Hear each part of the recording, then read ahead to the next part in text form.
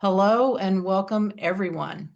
My name is Cheryl Wayland. I'm the Senior Director of Special Initiatives and Partnerships at SAGE, and I'm delighted to welcome you to our 2025 Virtual Housing Symposium, Stories, Strategies, and Solutions for LGBTQ+ Affirming Elder Housing. We're deeply grateful for your presence today as we engage this vital conversation. Over the next few hours, we'll hear from visionary leaders, change makers, and advocates who are driving progress in LGBTQ+ affirming elder housing across the country. Before we begin, here are a few housekeeping notes to help you navigate today's event. This webinar is being recorded and will be shared on the SAGE website. We're partnering with Flamingo Interpreting to provide ASL interpretation and live captioning. Our ASL interpreters will be spotlighted on the screen throughout the program. We'll host Q&A sessions throughout the event. Please submit your questions using the Q&A feature at the bottom of your screen. Any questions we're unable to answer live will be provided in writing, and these written responses will be available online along with the recording within 7 days of the webinar. If you experience any technical issues, please try refreshing your browser or reach out in the chat for assistance. We have a powerful lineup ahead, beginning with opening remarks from SAGE's CEO, Michael Adams, followed by a keynote address from Vinnie Ng. Then we'll move into two dynamic sessions. Session 1, Communities in Focus. This will be a panel discussion featuring CC Cox from the Resource Center, Dallas, Texas, Dr. Amani Woody with Mary's House for Older Adults, Washington, D.C., and Gretchen Van Ness with The Pride out of Boston, Massachusetts. This session will be facilitated by SAGE team members Keith Holt and Jane Haskell. We'll have a Q&A after this panel, followed by a brief break. When you come back from break, we'll feature our final session, Powering Sustainability, featuring Caitlin McLean with the Milken Institute. We'll also have a Q&A after this session. Then we'll wrap up today with remarks from Priscilla Coe with the Harry and Jeanette Weinberg Foundation. Together, we'll explore how a commitment to aging is a commitment to equity, and how centering LGBTQ+ elders in housing and care is a vital act of justice and inclusion. Thank you again for joining us today, and let's get started. Please join me in welcoming Michael Adams, CEO of SAGE. As many of you know, Michael is retiring after 20 remarkable years of leading SAGE, the nation's premier LGBTQ+ elder advocacy and service organization. Under his leadership, SAGE has worked tirelessly to advance the rights and well-being of LGBTQ+ older adults across the country. It is a true honor to have Michael with us today as he shares reflections on the incredible work of LGBTQ+ partners nationwide who have championed LGBTQ+ affirming housing. Thank you, Michael, for joining us and for your decades of visionary leadership. All right. Well, thank you, Cheryl. I'm really happy to be here with so many friends and colleagues and to help launch this important program today. And thank you, Cheryl, so much for your kind remarks.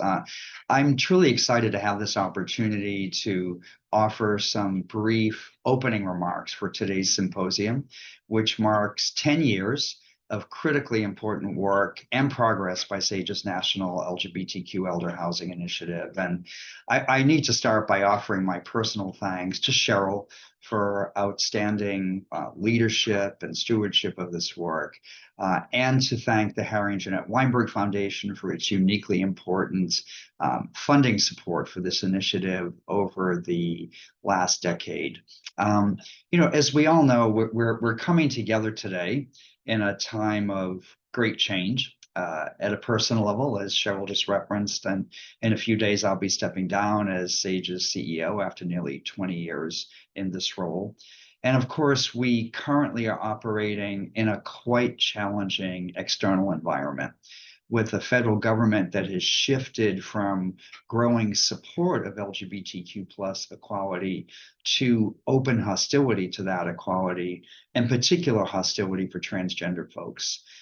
We know it's only a matter of time before this anti-LGBTQ animus from the current administration specifically targets LGBTQ plus older adults. Both the generational leadership change at Sage and the substantially, what I would say is degraded external environment have made me contemplative about where we have been and where we're going, and also firmly determined to encourage a well-grounded hope and belief that we'll continue to make progress even in these challenging times.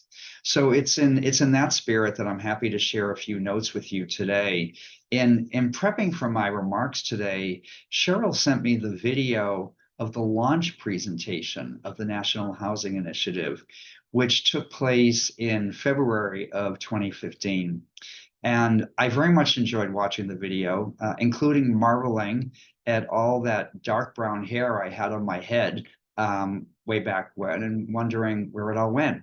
But a number of things from the launch video strike me as instructive for today. First is the importance of recognizing the history of this work. That even through the most difficult of times, we have found ways to keep building and making progress. Edie Windsor spoke at the National Housing Initiative launch back in 2015, and she talked about being parts of conversations at Sage way back in the 1980s about developing LGBTQ plus affirming elder housing.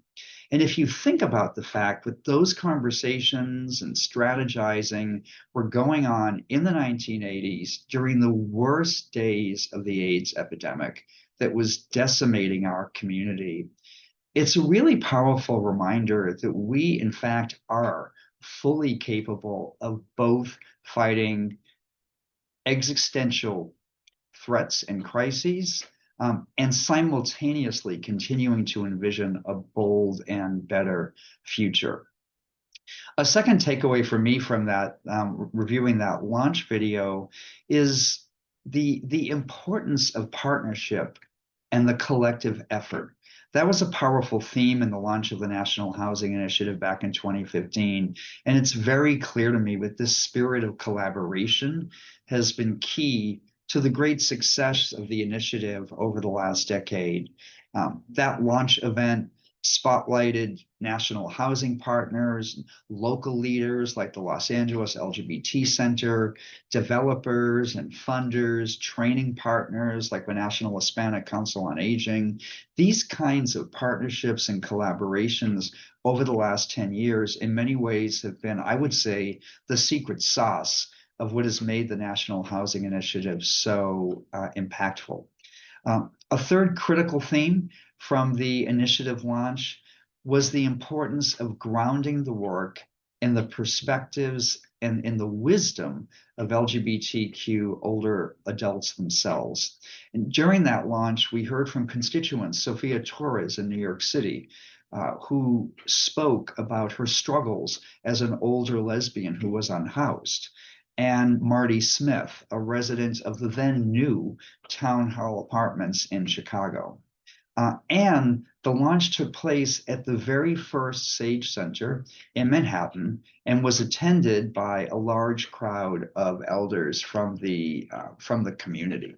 A fourth theme that was emphasized at the launch of the National Housing Initiative, and that really has remained critical to the work to this day, is the need to operate on multiple fronts to open up housing opportunities for LGBTQ plus older folks, and the importance of holding ourselves accountable for achieving measurable and concrete results. The National Housing Initiative launch presentation outlined 5 key pillars of work that have grounded the initiative to this day and over this entire over this entire decade. The first, practical support for building LGBTQ affirming housing, including sharing the accumulated expertise as projects multiply across the country. Second, training housing providers to be welcoming to LGBTQ older folks. Third, changing public policy so that it supports housing opportunities for elders in our community. Fourth, equipping elders themselves with resources and educational information. And fifth, expanding appropriate housing-based services. Now, working collaboratively and across a multitude of partnerships, the progress that has been made over this last decade on these 5 fronts is really quite remarkable. Since 2015, the National Housing Initiative has supported the creation of 27 LGBTQ affirming elder housing developments across the country, providing 1,756 units of housing in 13 states and the District of Columbia. That represents a 350% increase in the pace of housing development from the prior decade. And as we meet today, there are an additional 40 housing projects in development, representing a total of approximately 2,000 additional housing units. Beyond that, more than 300,000 professionals have received cultural competency training through the National Housing Initiative's companion programs, Sage Care and Sage's National Resource Center on LGBTQ aging. And most importantly, we estimate that more than 500,000, more than 500,000 LGBTQ plus older adults have directly benefited from these efforts by finding housing that is affirming and welcoming and or receiving affirming services that were not previously available. That's a pretty wonderful thing to be able to celebrate as we join here today. Now, through this journey, there have been so many milestones that we can rightly be proud of. And I'll mention just a few. Our first public policy brief on affirming housing back in 2015, followed by HUD's adoption of the Equal Access Rule in 2016, then the release of SAGE's Housing Development Toolkit in 2017, the launch of the Long-Term Care Equality Index in 2019 as a companion program of the National Housing Initiative to strengthen the ecosystem for services, our Symposium series on housing-related social services in partnership with Open House.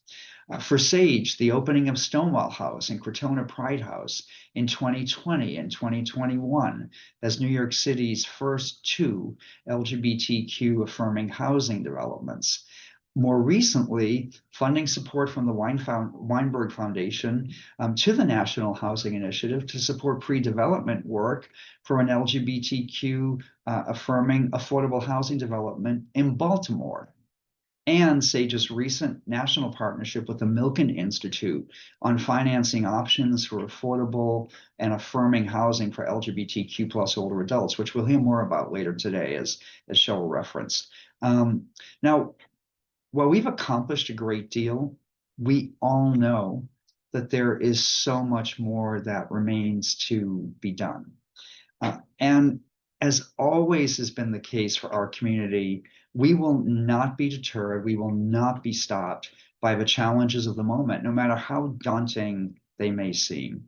So we look ahead with exciting aspirations for the future.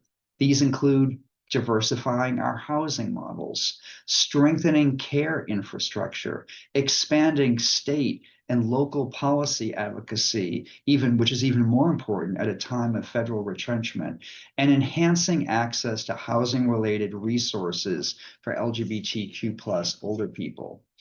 In continuing to imagine and work for this better housing future for LGBTQ plus elders, we can look through the important lenses of trauma-informed design, of community-first approaches, and sustainable funding strategies. So in closing, let me share 2 final thoughts. One, a reality check. And then the reason why I remain so profoundly optimistic. First, the reality check. At the National Housing Initiative launch in 2015, we benefited from the strong support of the Obama administration and HUD. HUD's Jennifer Ho spoke at the launch, and she declared that HUD stands with you in challenging ourselves and the nation to create more housing opportunities for LGBTQ plus older adults, end quote. Now, we all know we no longer have that support. It's been replaced by, at best, indifference and at worst, hostility at the federal level. And that hostility of the current administration in Washington is having a degrading effect on the environment in which we're operating. It's making things much harder. It's making progress much more difficult. So that's the reality check. Nonetheless, when I think about that launch 10 years ago, when I think about Edie Windsor's presence and her words at that launch, I also think about the life lessons from Edie, and I know we're right to remain optimistic about the future and all that we and you and all of us together will accomplish in the years and decades ahead. You know, when Edie and her fellow activists started talking about our community's elders in housing in the early 1980s, they knew a lot about federal indifference and hostility because they were living in an era when the federal government was standing by in silence as our community was dying, as we were being decimated by AIDS. Now, to many, that situation back then looked very bleak. It was very bleak. And yet, Edie, we dreamed and strategized and persevered.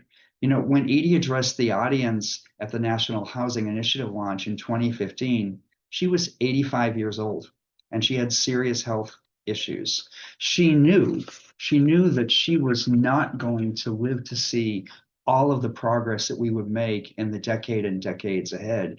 In fact, she passed away 2 years later in 2017. But Edie also knew in 2015 just what she knew in the 1980s, that she and we were doing today's work both for what we can accomplish now and to plant the seeds for tomorrow's progress. That's what you all are doing here with today's symposium, driving forward the cause of housing equity for LGBTQ elders by both advancing today's projects and also seeding tomorrow's leaps forward. Over the last 10 years, as I referenced earlier, progress on advancing, affirming, and affordable housing for our community's elders has accelerated 350%. I know that because of the work that you all are doing here today, and all of the work that is happening across the country today and will happen tomorrow and the day after and the day after, that progress in the years ahead will leapfrog even faster. And truly, this honors the best traditions of our community and the fierce spirit and resilience of our elders. And SAGE is proud to be on this important and exciting journey with you.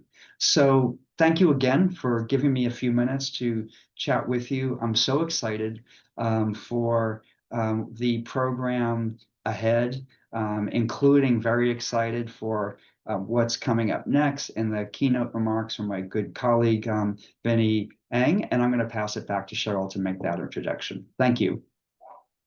Thank you so much, Michael, for spending your time with us today as you close out your time here at Sage. Again, just really appreciate everything you've done for Sage. And with that, we will welcome Vinny to the room today. Vinny, it's really an honor to have you with us, as our keynote speaker. And, I really enjoyed getting to speak with you a few weeks ago, Vinny, as you reflected on the Milken report that Sage released with Milken, and also just the future of LGBTQ plus equity and housing across the country. And it's just our pleasure to have you join us here today as the outgoing interim CEO at Open House, where you also served as a board member for many years. And so we're just really grateful for your presence today and look forward to your inspiration that you bring to us. So Vinny, take it away. Thank you so much, Cheryl, and good morning, everyone. Before I start off, I just want to express my profound appreciation and gratitude for Michael Adams, who has seeded a forest of trees across this country and inspired many generations of new advocates and administrators to carry us forward. Thank you so much, Michael, for your tremendous legacy, a living legacy that we will continue to see uh, nurtured and grow throughout this country. I also want to extend my heartfelt thanks to Cheryl and everyone at Sage for bringing us together today. Um, and my appreciation to all of you attendees for the work that you do every day as community builders, healers, advocates, and caregivers. You represent the very best of our communities, and I'm so excited to share this time and space with you. I believe there's a deck, which Maddie, I hope you can bring up.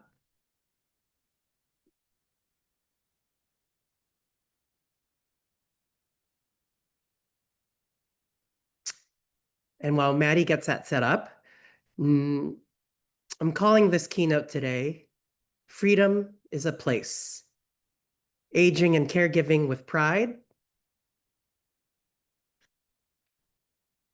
and Equity as our collective imperative. My name is Vinny Eng. I use he, they pronouns. Maddie, next slide, please. I'm joining you today from the unceded land of the Ramaytush Ohlone, the original peoples of the San Francisco Peninsula, in the neighborhood many of you may know as the Castro District. For those who can't see me, I'm a cis male Cambodian person with medium fair skin, black hair, and green frame glasses. Most recently, I had the privilege of serving as interim executive director of Open House, a San Francisco nonprofit dedicated to supporting and empowering two-spirit LGBTQ plus older adults. The mission at Open House is to serve our community and caregivers through care navigation, peer support, community programs, and access to affordable housing. Open House partners with Mercy Housing to operate a campus that includes 114 units of affirming affordable housing, as well as a community center and an adult day program we run in partnership with Unlock. We faced the adversities of the past year head on.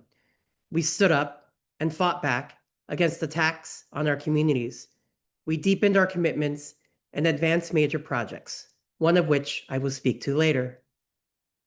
After last Tuesday's elections, I scrapped what I had initially planned to share with you today.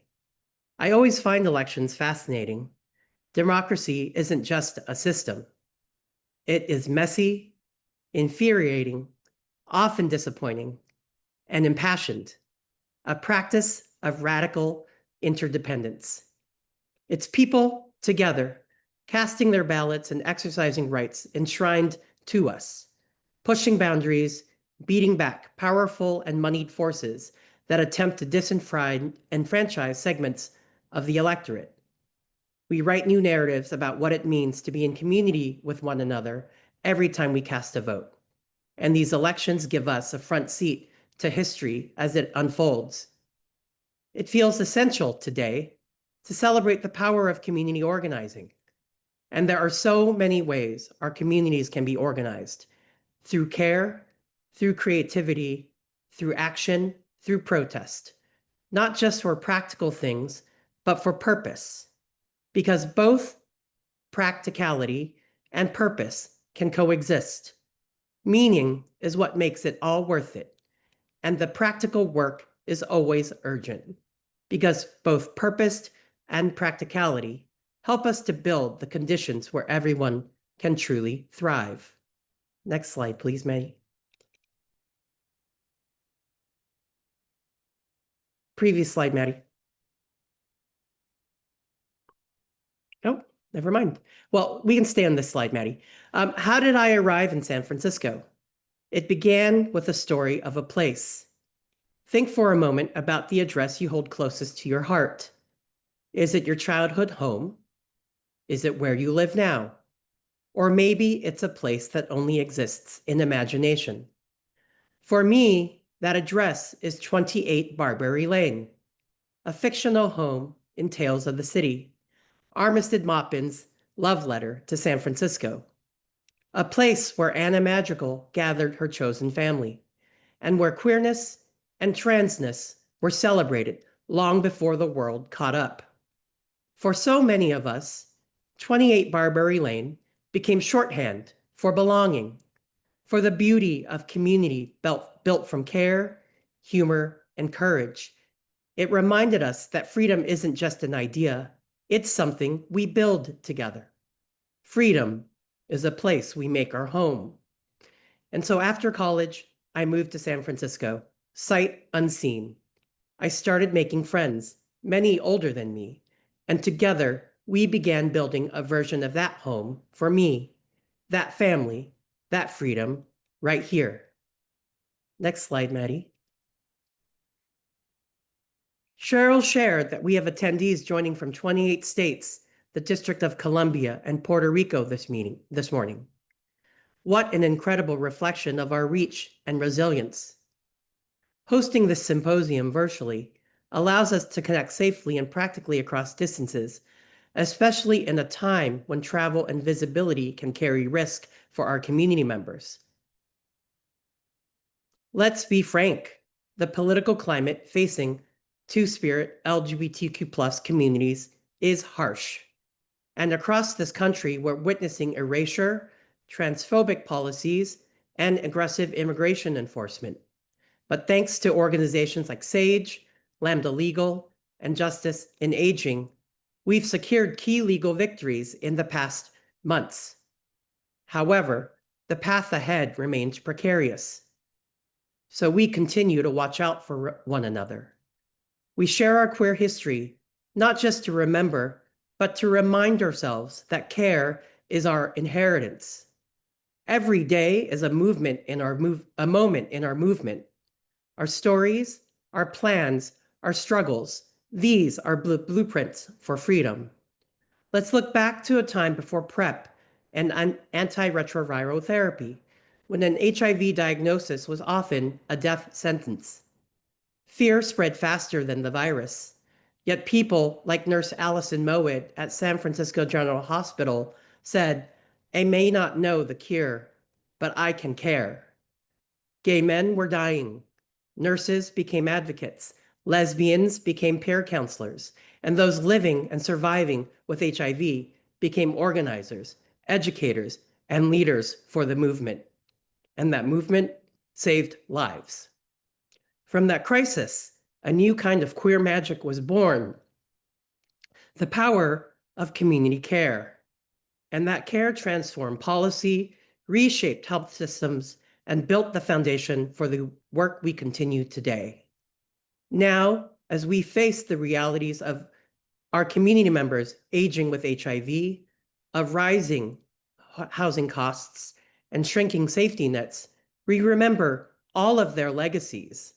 Their vigilant compassion give our elders permission to rest and a baton of hope to pass on to us. We honor that lineage today through leaders like Mama Misha Irizarry, the first lesbian social worker in Ward 5B at SF General. We show her what it means to love a community into freedom. Next slide, please, Maddie. Our elders remain at the heart of our movement, organizing, innovating, and lighting the way for all of us. Up on your screen now are some of our living legends here in San Francisco. Juanita Moore, the most painted drag queen in the world, and my beloved fairy butch queen, Mama Misha.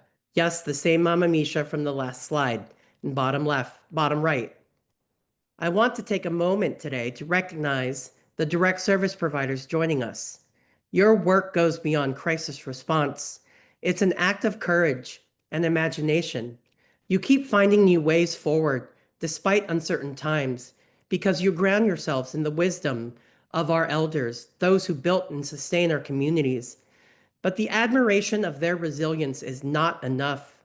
To truly honor Two-Spirit LGBTQ+ elders, We must confront what still harms: ageism, transphobia, a lack of accessible spaces for individuals living with disabilities, and the deepening affordability crisis in all of our communities. And progress means returning power and resources to our people. It means organizing, advocating, and building systems of care that endure.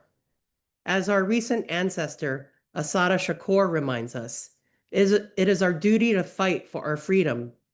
It is our duty to win. We must love and support each other. We have nothing to lose but our chains. Next slide, please. On your screen now is a mural of scholar Ruth Wilson Gilmore. This mural, painted on a brick wall in New Haven, is a remarkable love letter to an incredible thought leader of our community. And across the wall, an invitation and exaltation is painted that says, "We can make our freedom out of what we have." Your communities already hold that power to build spaces that affirm, include, and sustain, spaces grounded in justice, housing justice, racial justice, gender justice, disability justice, and justice in aging. And how do we get there? Our roadmap is equity. Equity is our shield and our sword, our plan, our promise, our call to organize. Because when we invest in those facing the steepest climb, the elders, long-term HIV survivors, people of color, and older adults living with disabilities or in poverty, we build access that benefits everyone. We transform frameworks into community and senior centers into campuses for queer joy. Because solving for those with the greatest needs uplifts us all. And older adults are the fastest growing group among California's unhoused. Nationally, homelessness among people over 65 is projected to triple by 2030. And in rural areas, that often looks like unsafe living conditions, cars, or overcrowded spaces. And in San Francisco, over 75% of people living with HIV now are over 50, the pioneers of survivorship, still too often at the margins. But we know that caring for one another is our legacy and our mandate. Each of us carries multitudes of courage. Channel that courage into care. That must be our collective priority. The good news, our collective movement for freedom is gaining ground. Freedom is a place. In this most recent election, voters across this country approved nearly every major affordable housing bond and local measure, over $950 million in new commitments towards building new housing and homelessness solutions. That tells us people are ready to invest in care and in each other. And now we must also secure dignity and economic justice for caregivers whose labor, love, and leadership often go unpaid and unseen. Because when housing and caregiving are affordable, accessible, and secure, when we prevent evictions and build homes and protect existing housing stock and expand services, we do more than provide shelter. We build belonging. We make freedom a place. We renew a social compact of radical interdependence. And when we build with intention, with equity, and with pride, more people can age, more people can give care, and more of us can live with joy. Let's keep building. Let's keep making freedom a place. Maddie, next slide, please. At the heart of San Francisco, at the intersection of 5 neighborhoods, something remarkable is taking shape.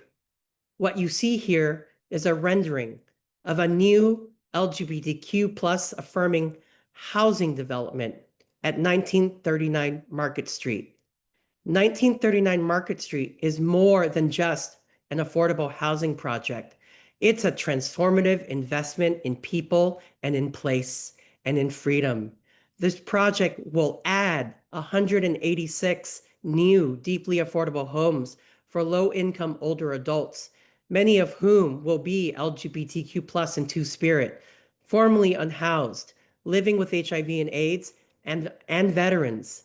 It will be built on underutilized and surplus public land. It reclaims a former labor union hall and a parking lot and turns it into a model of what justice-centered LGBTQ plus affirming housing can look like in California, especially for older adults at risk of displacement from the Castro neighborhood and those feeling isolated from the community they built. 1939 Market pioneers the Housing Plus model and the continuum of care approaches, affordable, accessible housing with supportive services for formerly unhoused residents, access to nurses and clinicians. It's designed so residents can age in place and in community with each other, with stability, with dignity, and support as their needs evolve. Development efforts here are being led by Mercy Housing, a national leader in innovating the building and operations of inclusive, affordable housing, and co-located with cultural responsive services from Open House, just one block from the Bob Ross LGBT Senior Center. The building connects residents to an existing campus, expanding the footprint of that campus and including more social programming, an adult day program, and care navigators and case managers. This new model is also an expression of a new approach of climate resilience, high density infill housing designed with sustainable materials, energy efficiency, and long-term adaptability to California's changing climate. This project shows that we can balance density, equity, and sustainability all at once. Next slide, please. 1939 Market is more than housing. It's a living tribute, honoring the trailblazers who transformed the fight for human and civil rights. Here in San Francisco, 1939 Market is a living memorial to those who stood against police brutality at Compton's cafeteria, to those who marched after the assassination of Harvey Milk, to those who fought back against organized abandonment by elected officials and healed the community through the AIDS Memorial Quote, to those who watched Gilbert Baker raise the first rainbow flag, and for those who pushed for legalizing medical marijuana, for those who reinvented hospice care for people dying with HIV and AIDS, and for those who fought for marriage equality. This is the legacy we all inherit, and the one we must carry forward. This project is also another step towards repair and restoration of the humanity of those too often diminished by bigotry or policy, or for those whose premature deaths could have been prevented. And it doesn't end with housing. 1939 Market invests in disability access. It integrates housing, care, and climate-forward design in universal design. It's proof that affordable housing can advance racial, health, and economic equity and build communities that are inclusive, resilient, and proud. Next slide, please. Construction to lease up is only the beginning. To sustain a thriving campus, we must build a care infrastructure rooted in peer support, cultural humility, and affirming experiences that reach beyond clinical settings. Experiences that uplift people across their entire aging journey. This is truly multi-sector work, public and private partners uniting to uphold housing as a human right and to improve health outcome for those facing the deepest inequities. When we invest in care infrastructure, we're not just financing buildings, we're investing in trust and culturally responsive care for residents and everyone who comes to the campus to feel safe, seen, and supported. Preventive care and better healthcare coordination could save the state of California alone nearly $13 billion each year, enough to build 20 to 40,000 new units of affordable senior housing. We know that housing is healthcare, and we know that housing plus healthcare models work. So let's begin redirecting those resources. Let's begin to continue pushing for policies that expand supportive services and affordable housing models, that raise caregiver wages, that strengthen paid leave, and that make long-term care accessible to all. It's both moral and practical. Housing plus creates stability. Care nurtures belonging and dignity, and together they allow everyone to age and thrive, ensuring our shared resources serve their highest and best purpose. Next slide, please, Maddie. The systems we inherit are not fixed. They are made and made and made. And what was built before can be rebuilt again so that it truly serves all of us. Our purpose as community builders and our purpose as community organizers is clear. We must care for one another and make the abundance of life possible to everyone. This goal isn't just realized in sweeping moments, but in small and steady projects, projects that you are working on right now. They teach us how to nurture, how to imagine, how to build, how to care, how to forge, and how we can all age together. We are choosing a different path. We are choosing to build hope. We are choosing to build freedom by creating something new again and again and again. Because freedom is not just an idea. Freedom is a place. We create it through care. We create it through connection. And most of all, we create it together. And as Ruth Wilson Gilmore reminds us, freedom is a place, and we make it, and we make it, and we make it. Next slide, please, Maddie. And let me leave you with Anna Madrigal's wisdom, who has guided our city of San Francisco and so many of you and its chosen family for generations. Sooner or later, she says, though no matter where in the world we live, we must join the diaspora, venturing beyond our biological family to find our logical one, the one that actually makes sense for us. Because in San Francisco and wherever you are watching and listening from today, and in the worlds that we are building together, we are building beloved community. We are finding our logical family, and we are marveling at the long history of love. And that too is freedom. Thank you so much. Vinny, I hope you're seeing the love for you right now. Your talk today is very inspiring and heartfelt, and really do appreciate your time with us. We do have a couple of questions for you, so if you want to stay on camera with me for just a second. The first question, more often than not, pricing is the problem when it comes to low-income housing. Do you know if the 1939 Market building will be rent controlled? Yes, the building is rent stabilized. Thank you so much for that question, and thank you for your kind words, Cheryl. The building is rent stabilized. There are a number of different subsidies that will be utilized and leveraged to ensure that every single resident in that building is not paying more than 30% of their income towards rent. Thank you for that, Vinny. And I see, if you have a question for Vinny, please use the Q&A button at the bottom of your screen to submit your question. I think there may be one or two more questions coming in.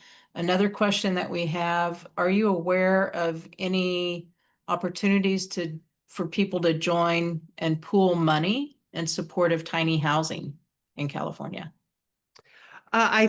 There are a number of models being explored right now, including home sharing. There's a great professor at UC Berkeley named Dr. Angie Perrone who's studying these models and writing about how those models can be scaled outside of California. So I would recommend that you look into her work. She's the director of the Center for Advanced Studies on Care Services, and she's an incredible inspiration, and I would look to her for inspiration there. Yeah, I'm seeing opportunities for additional webinars in the future around tiny housing as well as community land trusts, which leads us to another question, Vinny. Not sure if you have the answer to this or not, but are you aware of any LGBTQ plus land trusts in the community? You know, amazingly enough, the San Francisco Community Land Trust here in San Francisco is led by many queer leaders. And what I'll say is, although there have not emerged any major LGBTQ plus explicit land trusts, many of the individuals working in social housing, working in the area of building community land trusts are members of our community. Seek them out and encourage them to continue to promote social housing, to promote community investments in preventing the displacement of elders by transferring the ownership into land trusts. And their leadership will be instrumental in building this model throughout the country.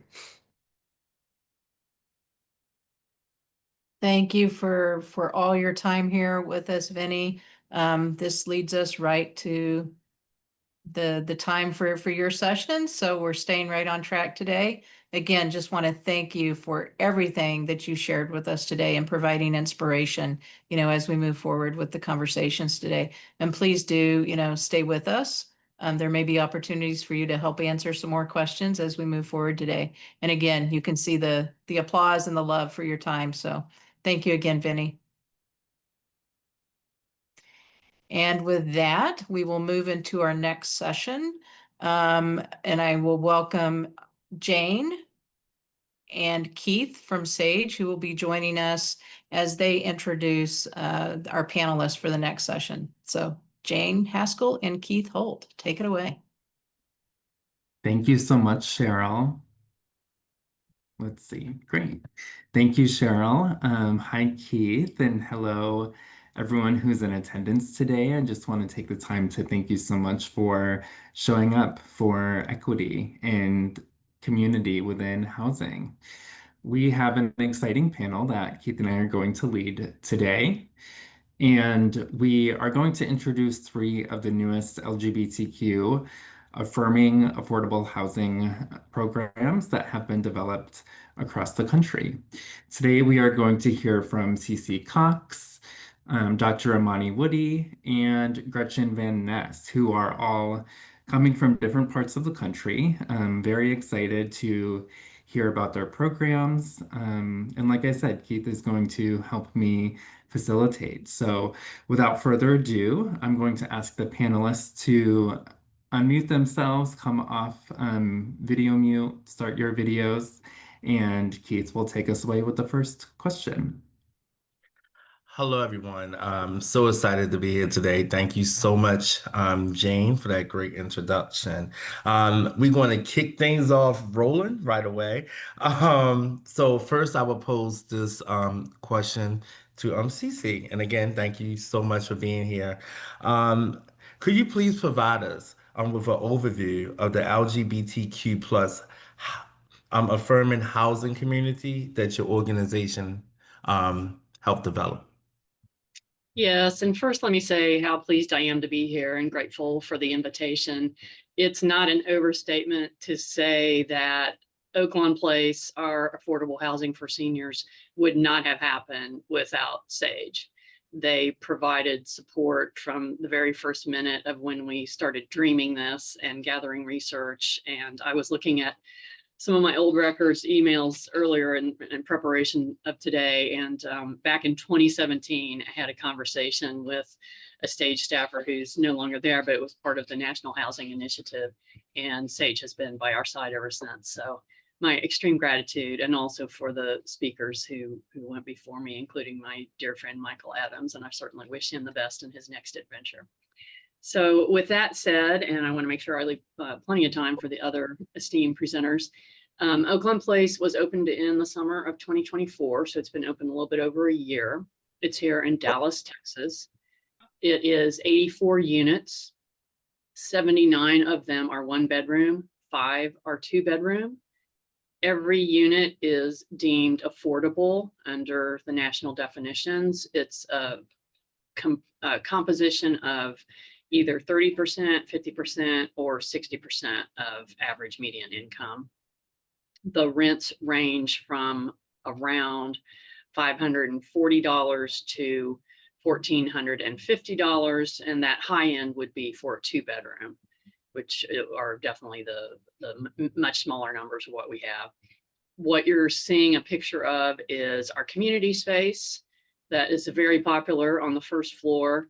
The construction of the building has a lot of light, which you can see in that image, and then the image behind me on the Zoom view is a nighttime shot of Oaklawn Place, where you can see these very large panels of glass. That was an intentional part of our design to bring light into the space. Texas gets a lot of light, and that's great for our mental health, as you know, and it's located on a piece of property that was really in bad shape. It was not attractive whatsoever. It was actually multiple pieces of property that we purchased over time. We're able to cobble together, but it's a vast improvement to the neighborhood. The funding was from low-income housing tax credits, the competitive ones. So the 9% credits gave us about 50% equity into the project, and other sources came from the city of Dallas through tax increment financing, a TIF zone, through the Dallas County when ARPA money became available. Private fundraising back in the day when our organizations could actually receive community project funding before it got so uber political, and those funds have gotten pulled back for queer organizations. We did receive $1 million through the then Office of Congressman Colin Allred. And we got a grant from Federal Home Loan Bank of Dallas. So the property is fully occupied. We have a long waiting list, which makes me both pleased and sad. Certainly exhibits the need for more housing, but I am glad that we filled quickly. We have a property manager manage the property. It's Volunteers of America, Texas. Our development partners were Matthews, which used to go by Matthews Southwest. Now they just go by Matthews. They're an international developer and well-respected, and headquartered. One of their offices is here in Dallas, and VOA National. So we had 2 developer partners. And last but not least, I will say that everyone who poured into this project, such as the architects, anyone working on it, really understood our vision and what we were trying to accomplish, not only for the city of Dallas with an affordable housing shortage, but also for the queer community.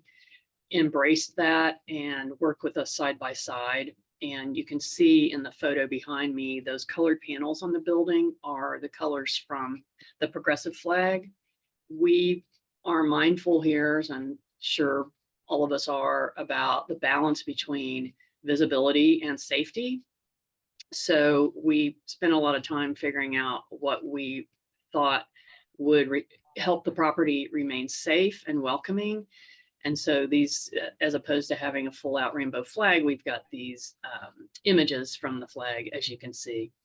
So that's our part of our design. And then the interior design also includes a lot of images of the queer community, so that anyone coming to the space, even while they were contemplating applying for a lease, would understand, if they hadn't heard yet, that it's pretty queer in there, because as you know, we can't discriminate.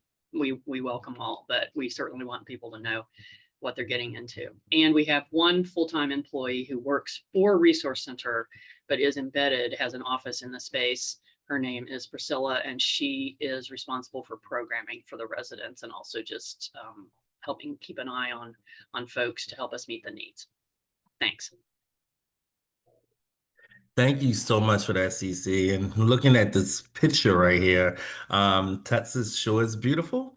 And that definitely is a beautiful welcoming space. Thank you so much for that. Moving on to Dr. Imani. It's always great seeing you. Thank you. If you could you also provide us with an overview of the affirming housing community that your organization developed? Sure.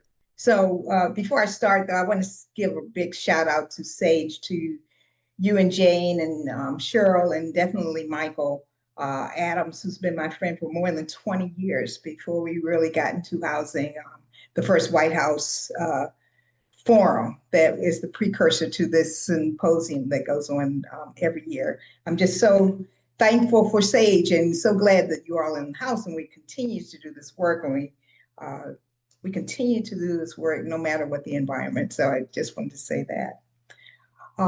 So Mary's House for Older Adults DC. This is Mary's House DC, and this is at the actual ribbon cutting with our mayor and our city council and other dignitaries just on the front porch of this. And many of you know this was my childhood home. So when I see the numbers 401 Anacostia Road in deep black and the logo for Mary's House, my heart just warms, right? Because I grew up in this space. And to see that, you know, it raised me and we're raising a village of older adults is just fantastic. Part of our vision is to continue to create affordable housing, the brick and mortar, but also living environments that celebrate the whole person as they age. You know, the Black person, the white person, the short, tall, fat, gay person, right? We want to celebrate all of us in this space with, and we work with the social needs and LGBTQ plus SGL people. So that's the what our vision is and what we hope to what we continue to work on. It's 15 units. It's 15 units, and it's the only communal housing in the United States, right? First in DC, only in the United States. And some of our challenges were finance. No one wants to finance a 15-unit building, right? But we had a sophisticated developer who knew the ins and outs of affordable housing in our EUV, who stepped us through this process. And everyone on this call knows that you don't do this overnight. It took us 12 years, right, to do this. And so in addition to finance, we're talking about community engagement. We had to keep the community engaged. 12 years is a long time to keep it going. And initially we had to educate, because we even had government of local elected officials who said, so why do we need a separate or affirming LGBTQ plus SGL, same gender loving space? Why do we need that? So we did a lot of those initial years educating folks on what the deal was. We were in our community at ANC, which is the first level of government in Washington, DC, to talk about this is what we're going to bring in the community, and this is how we're going to improve the community for older adults that live in our city. We had some challenges in terms of architect, or we had a hearing for zoning. We had to rezone because it was in a residential space, and it was zoned just to be residential. So we had a zoning hearing. And you all, our space is right next to a Jehovah's Witness hall. And they came to our hearing and we thought that, oh my God, what?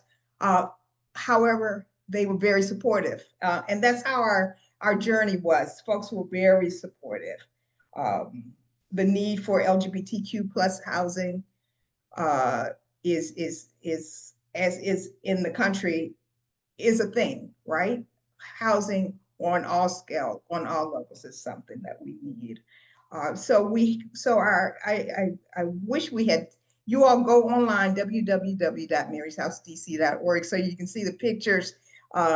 Like in Texas, our design is full of light.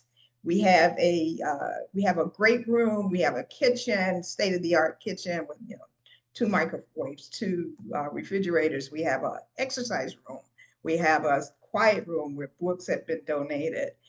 We have a rooftop where you can see the monument. Can you imagine? It's just absolutely lovely. And our rents are low.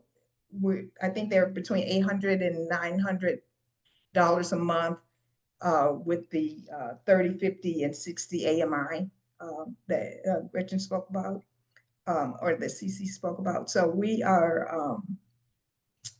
are just happy to have this space, and we're proud of the work you're doing, Keith, in Baltimore, that we'll see some more affordable housing on coming up.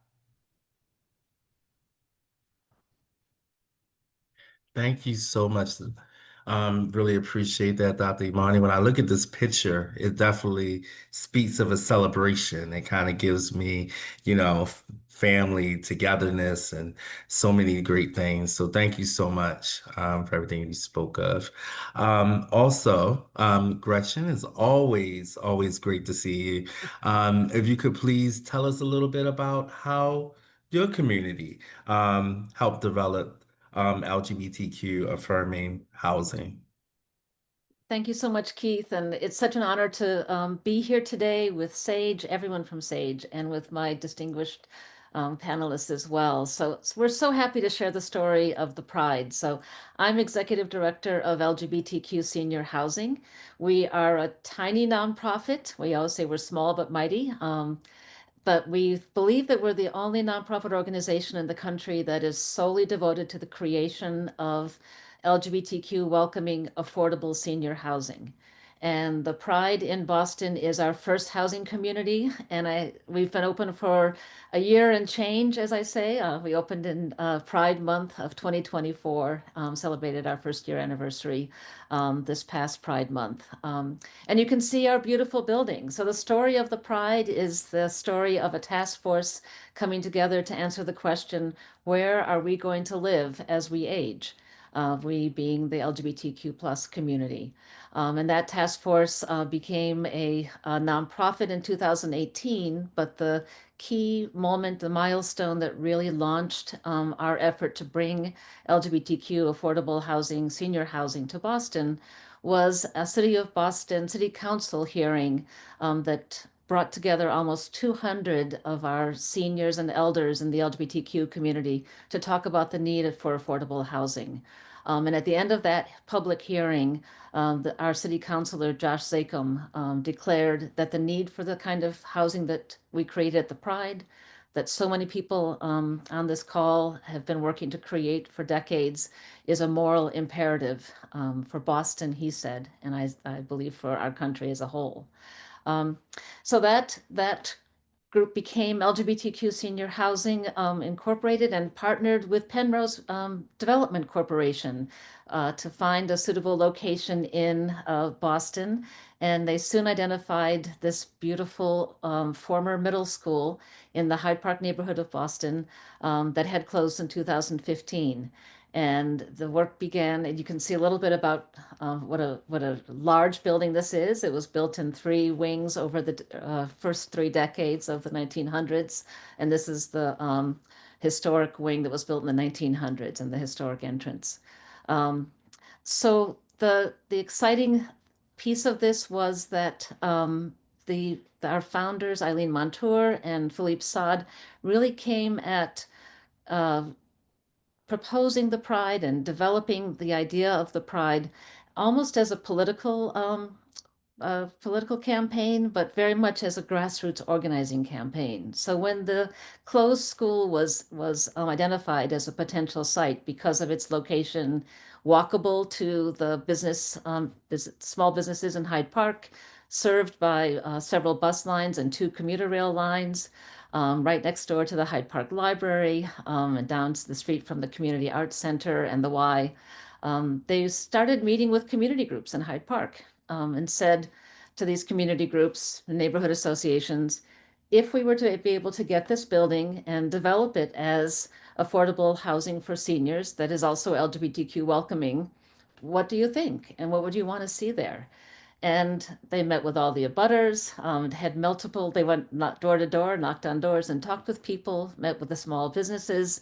And over the time of the planning for the Pride and before the RFP issued, They were able to learn that Hyde Park neighborhood wanted more accessible community space, and they wanted a home for the 54th Regiment. So if you've ever seen the movie Glory that stars Denzel Washington about the all-black regiment of formerly enslaved men who fought in the Civil War, well, they mustered in Hyde Park. And there's a small plaque in a park here that memorializes them. But the Historic Society of All Volunteer Reenactors that honors their legacy and teaches their history has never had a permanent home.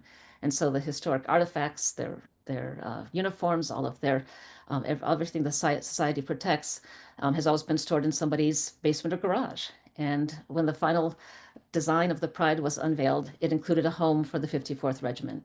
So when the RFP finally issued in Boston, over 400 letters of support accompanied our proposal, and the city of Boston transferred this building to us. It's a historic adaptive reuse of this beautiful landmark in the center of Hyde Park. It contains 74 apartments. We're mixed income, as well as a public community center. All of the every entrance, all of the common areas in the building are 100% ADA accessible, and every single kitchen and bathroom in all the apartments is also 100% ADA accessible.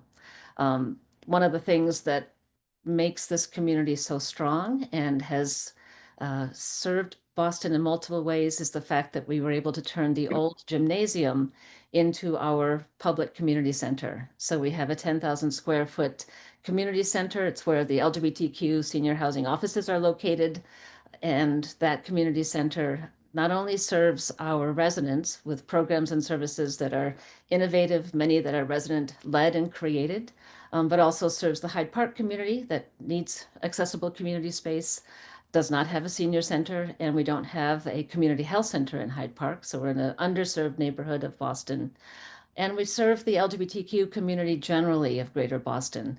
So we're one of those blue cities that doesn't have an LGBTQ community center. And especially in the past year, we've been contacted by many, many organizations that no longer have meeting space or event space that feels safe to them. So we provide that meeting space and event space at low or no cost to our community. It's a very, very exciting time. We reached 100% occupancy in June 2025, and we are continuing to roll out the most innovative and exciting programs and services that we can imagine, and also respond to the cutbacks in the social safety net that affect our residents overwhelmingly. So we have a free store dedicated to Rita Hester, the trans woman who was murdered in Boston some 25 years ago, and launched the Trans Days of Remembrance. That free store is available to our residents, provides household goods, personal care items, and shelf-stable foods with no means testing and no limitations. Anybody can come in and take whatever they need, and it's staffed by our residents through the Pride Partners program. And we have a residents emergency fund that helped us move some of our low-income seniors to the building, because what we found out, one of the barriers to lots of our low-income seniors to be able to get to affordable housing is they simply can't afford the moving cost. So we were able to help cover moving costs, down payments, security deposits, all of those things. And we continue to support our residents and just started a weekly grocery store gift card distribution at the building as well. No questions asked. Anybody who needs $50 to stock their shelves, they'll get it from us. So lots going on, and I look forward to this discussion. Thanks so much.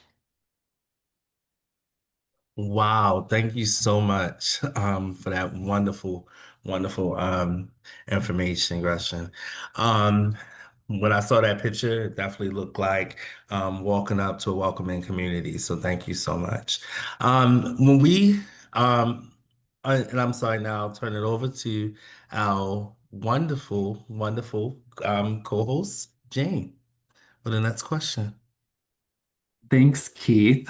Before I go into the next question, I just wanted to read this quote. Keith actually pulled this out, and I think it really speaks to the work that our panelists do. And that quote is by Maya Angelou, and it's, "The ache for home lives in all of us, the safe place where we can go and not be questioned."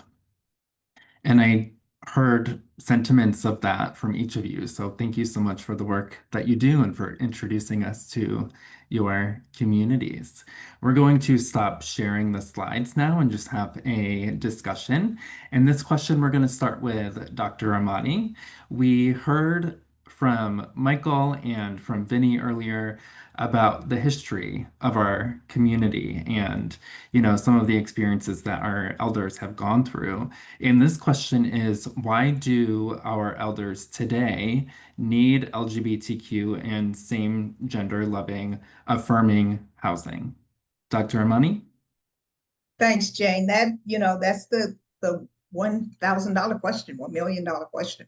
Why do we as LGBTQ plus SGL people need this kind of housing? Well, we need to be affirmed even now in this environment. It's really, you all probably know that folks are going back in the closet. The generation that was out is going back in. I've conducted some research, and the folks in my research, some of the participants say, I'm not coming out to, I don't need to come out to my doctor. I don't need to come out to this person. It is not safe. There's some people who were working with us. They stopped working with us. They didn't feel that it was safe to work with us. And I'm talking elders in a volunteer capacity. We have examples of folks being harassed in their apartment buildings because of their gender identity or perceived sexual orientation. So that is one reason it's still a needed commodity. But the Maya Angelou quote is the one of the real reasons we want home is where we are, where we can take our shoes off and just be ourselves. And for example, all these three residences, we do that, right? We say, bring your whole self. We say that you're going to be safe. We say it's LGBTQ plus SGL affirming, which means that we're going to put LGBTQ plus SGL issues, relational, everything on the front burner, where you're going to be seen. We're going to see who you are. So those are some reasons why it's important. And I'm happy to jump in as well and just say we need LGBTQ affirming senior housing today because other options are terrible. So basically what we're doing is asking our LGBTQ elders whose shoulders we stand on and who created this world that makes our lives possible to return to communities that hated them when they were growing up. So, and we heard this in our 2015 City Council hearing. We heard it as we were doing outreach for the Pride, that LGBTQ seniors, even in blue Boston, even in blue purple Massachusetts, were forced back into the closet or lived in senior communities where they felt they were the only gay or lesbian person. So we need it for that reason alone. But also we need it because we know our LGBTQ elders come into their aging with much diminished social and community safety nets and community networks. So this is the generation that could have had their kids taken away from them when they were found to be gay, kicked out of their families, kicked out of their churches. You could lose your home during the AIDS crisis and have no recourse before there was equal marriage. If you were kicked out of the army because you were gay, you might not be able to access VA benefits. If your partner died, you may not get Social Security, survivor benefits. The list goes on and on and on. And so we know that LGBTQ elders are overrepresented among our low income elders and face housing and financial and food insecurity and have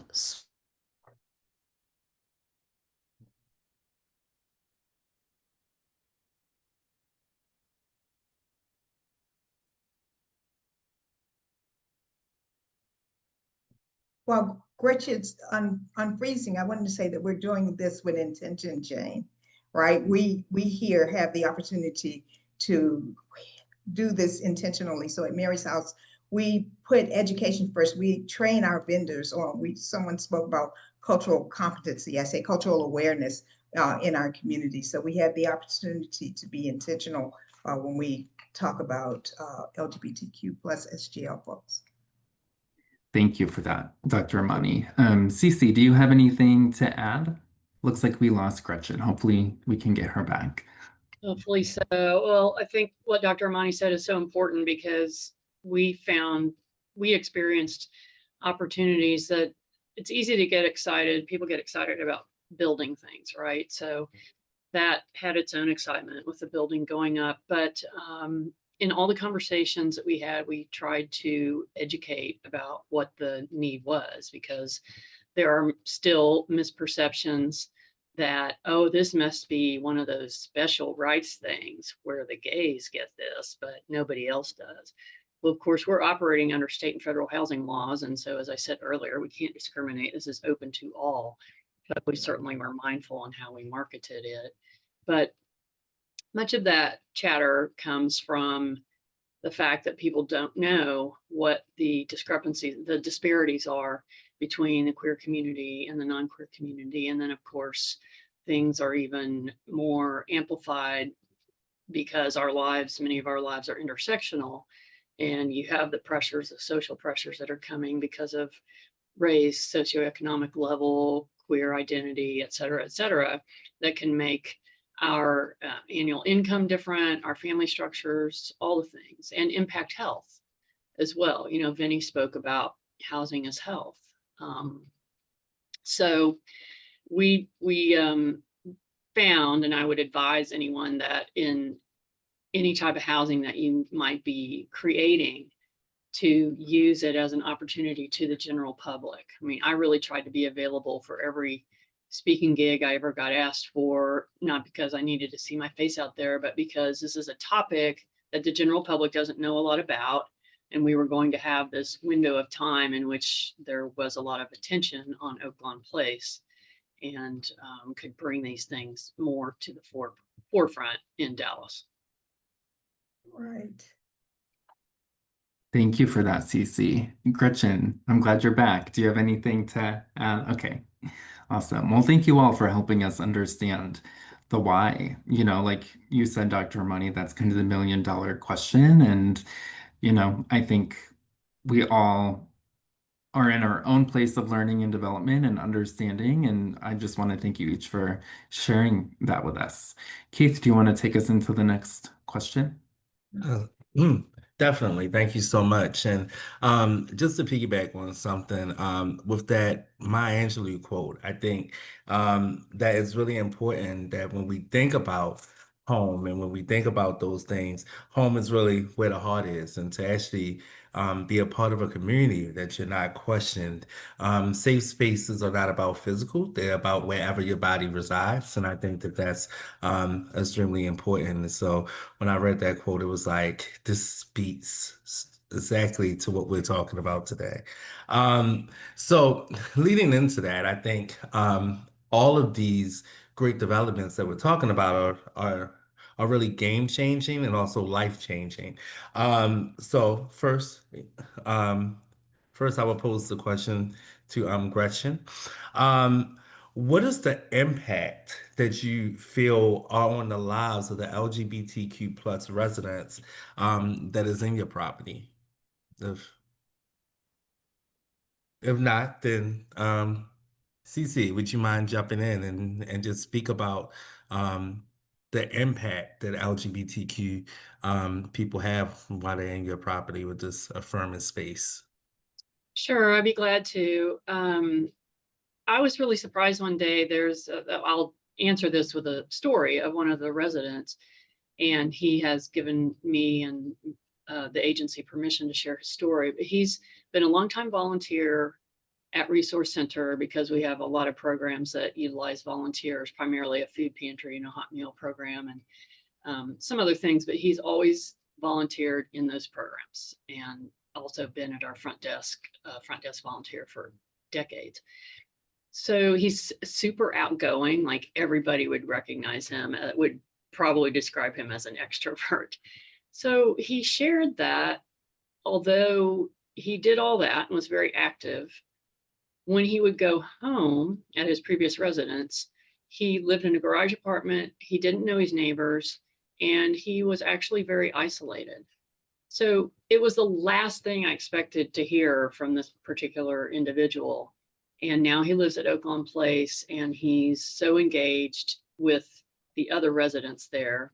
So that isolation that so many of us feel as we age, and then particularly as queer aging folks, is something that has been greatly diminished as he has found community there at Oakland Place. So I know that is what we had hoped for the building. We knew once the signs were clear it could get built, it would get built. But what we really wanted was to have community created and nurtured and continue to add to our history, as the speakers have talked about. And we believe that's what's happening there. So I'm so grateful for that.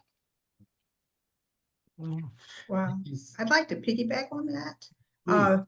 Please. So we're communal housing, right? So all our folks, they don't have, it's not an apartment building where you can shut yourself in. You have to go down and use the kitchen, and it's very communal. And so like Cece said, we're building this community of communal living. And so it's amazing to see folks, not all who are LGBTQ plus SGL, right? Some are not, or we don't know.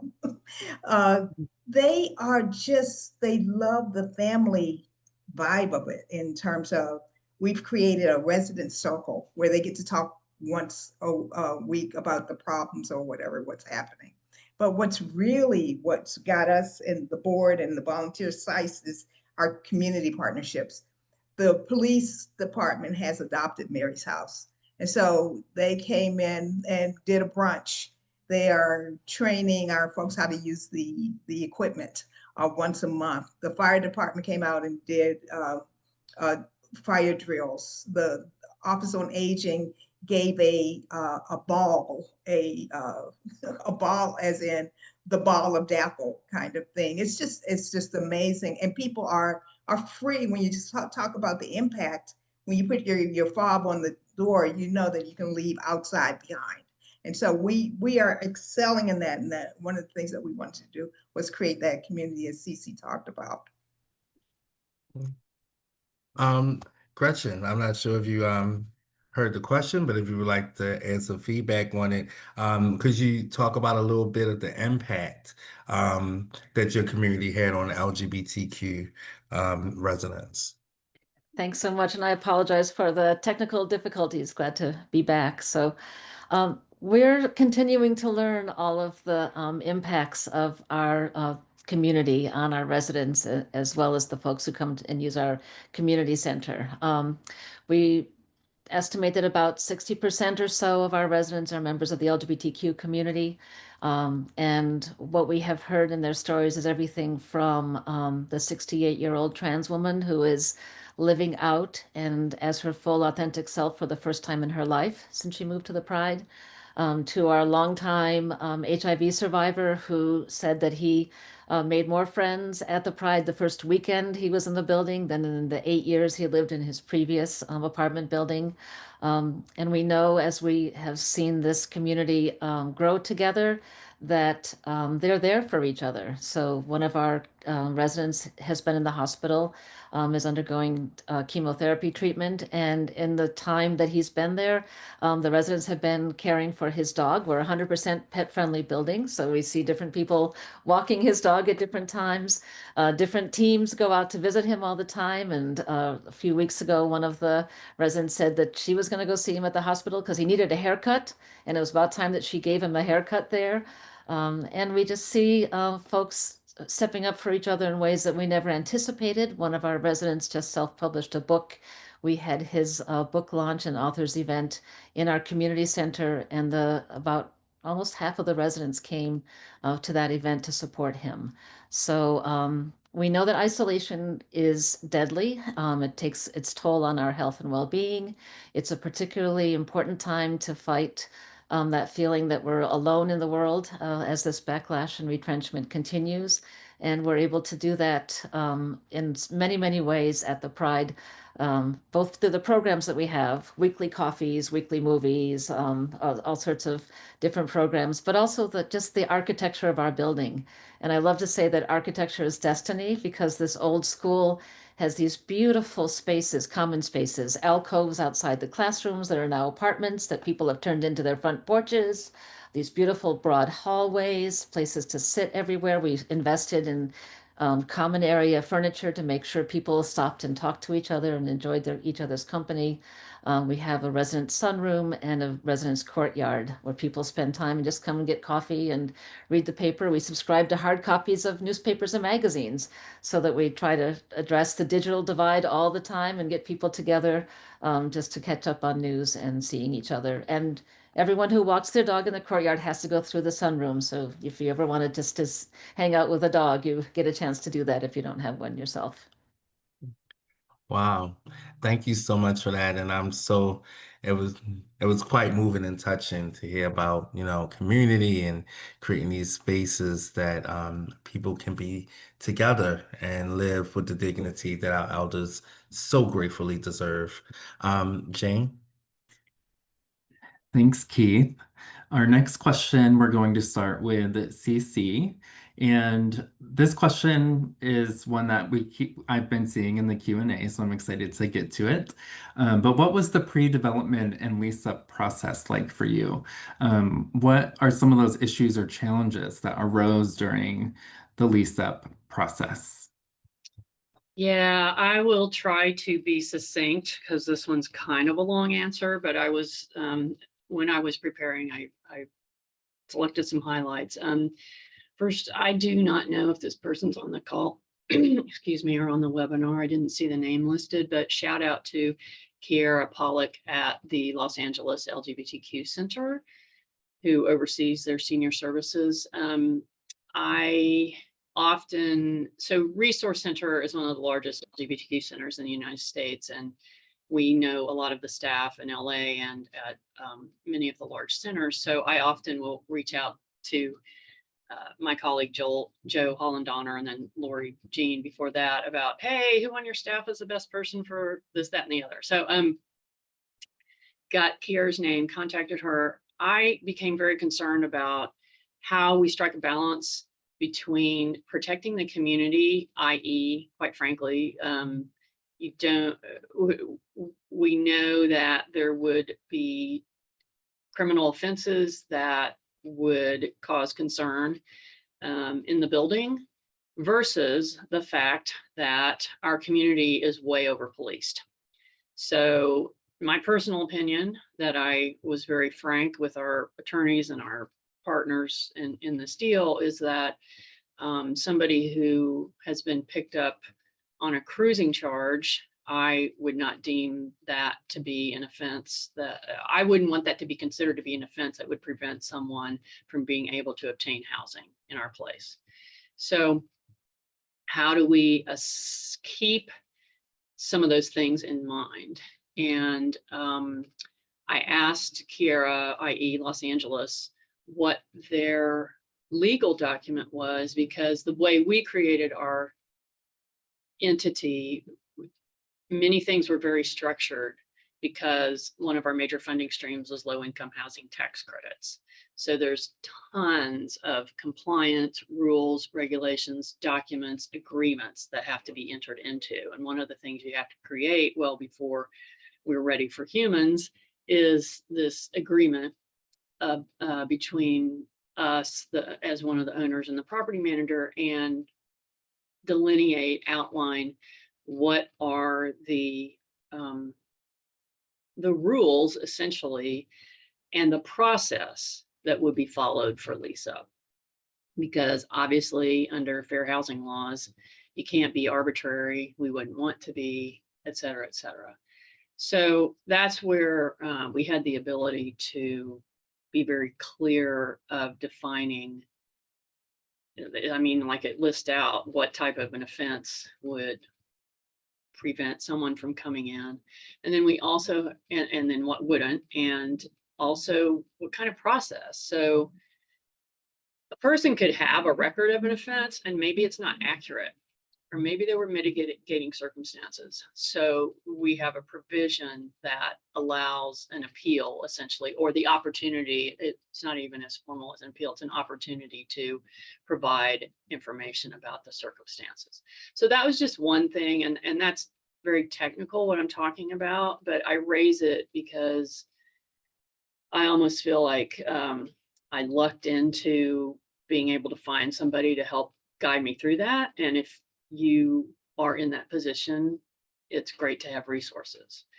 On a less technical basis, what we did before lease up was market very, very, very heavily in the queer community. Again, we can't be exclusive, but we wanted a very high census of queer people. So we didn't go blast to every provider in town and everyone we knew in social services that we were doing this project until a certain point where we were further down the road. But what we did do was network the heck out of organizations in our community, relationships we had, so that they would know about it, and we provided the information. And so then when it was time for leases to be people to be able to enroll in leasing or contact the leasing office, a lot of queer people knew about it, and that helped us keep a very high census. And someone asked in the questions what the number or the percentage. We can't ask that question, but I am very confident that we have at least 85% queer residents in the building. And that was a lesson that I had learned from other colleagues who had developed housing across the country, who ended up with developments that had a very low census of queer people in the building. And I didn't want to do that. So we benefited from hard lessons learned by others who were gracious and willing to share a lot of those things along the way. And then the technicalities of what happened were, at 120 days, we kept an interest list, and we could start that whenever we wanted. So as we talked about the project, people would call, and we've designated a staff person to take those calls, wrote down name, email, phone number. It was that simple. And then 120 days before the building was expected to open, the leasing office agents could start contacting people on the interest list, and that had to be first come, first serve.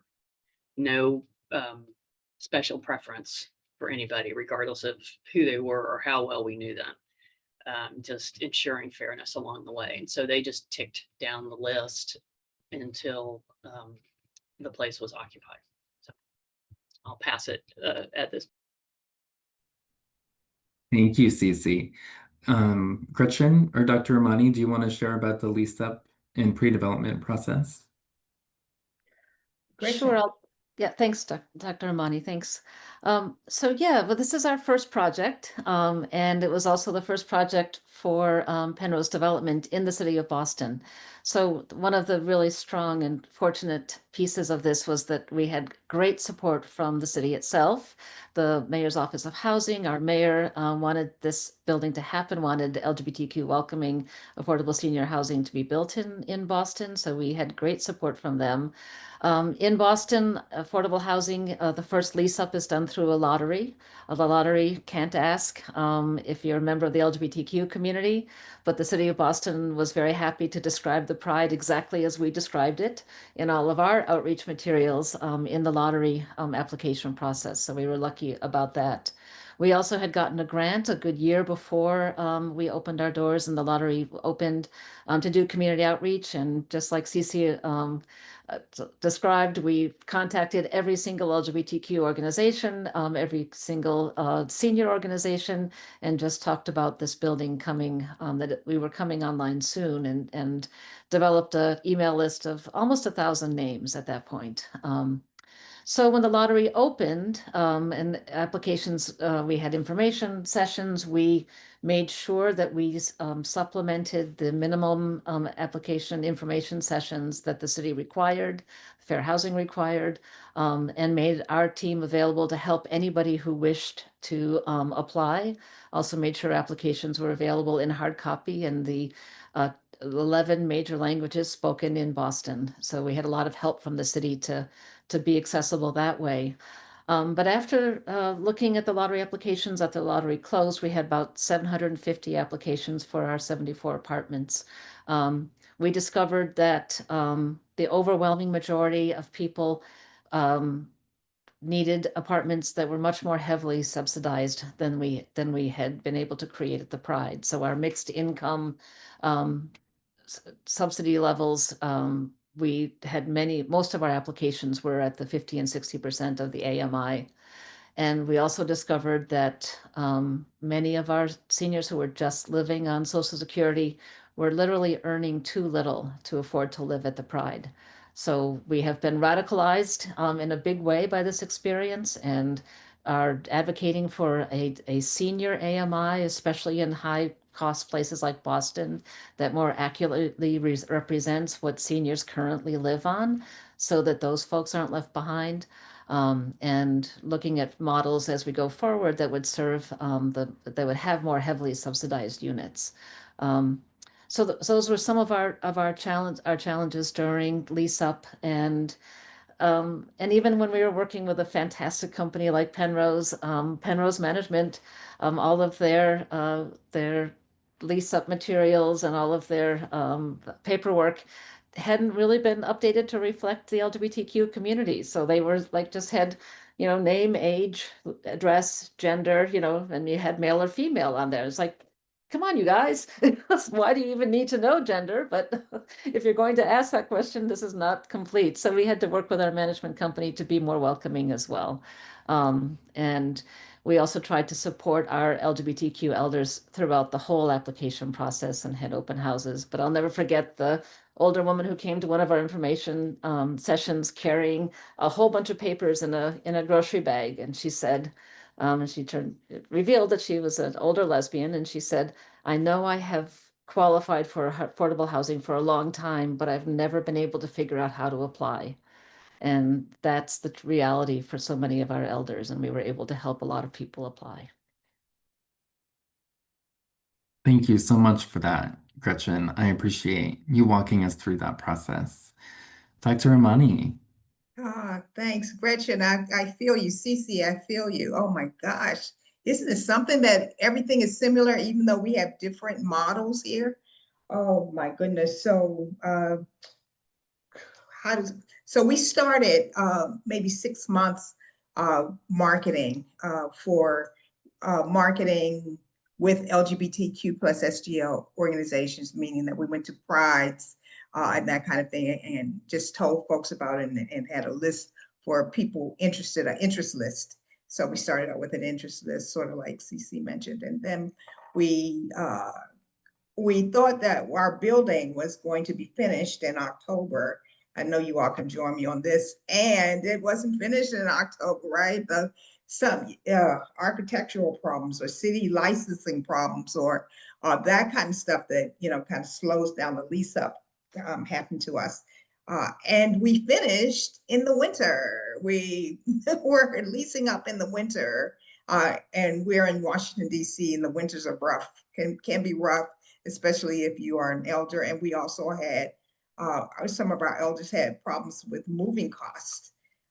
They had problems with, well, when do I give the notice? Are you really leasing up in December? Do I give the notice now or do I wait? I have to give that kind of notices. So it was, trying to help in that regard when we don't have all the answers. But we got close enough and we had open houses, which was awesome. We had open houses, but what we found out, so we're the first communal housing and people didn't understand that we were in apartments. And so we found many people, oh no, this is too small. It's not an apartment. I have to share, I don't have a kitchen. Oh my gosh. So there was that learning curve that we went through. There was the curve that we are in a working class Black neighborhood. And folks, when they came, oh, why didn't you build this uptown? That kind, so we had that kind of response. Actually, people were kind of frustrated that we hadn't been, that this building was not uptown. And so for us, we ended up working, we gave some training to all the folks who handle elders in our community, in our city, to really give them an in-depth walkthrough of what we're doing and how, and the property management company worked with us to, get folks in. But the lease up was challenging. The lease up, and like Cece, we had, went to Town Center that's in Chicago, and some open house. We talked to open house, just other folks to see. So how do we want a majority LGBTQ plus SGL, but we can't ask for a majority. But that was our druthers. And so how do we do this? And it ended up, so I think we have half and half in our space, which is good. And we have a large waiting list, which is excellent, which says that that we're a great space to live. And we got most of our waiting list after people saw it built. It's like they couldn't hold the vision that is in a working class Black neighborhood, and it's freaking fabulous. That was hard until they actually saw it, and we had the walkthroughs, the open houses. Thank you so much, Dr. Money, and to each of you. I find it fascinating that the three of you are in different parts of the country and have different types of buildings, but some of those challenges are the same, some of them are different. So just thank you so much for, shedding light on the reality of opening a project like this. Keith, would you like to pass or ask the next question? Sure. Thank you so much.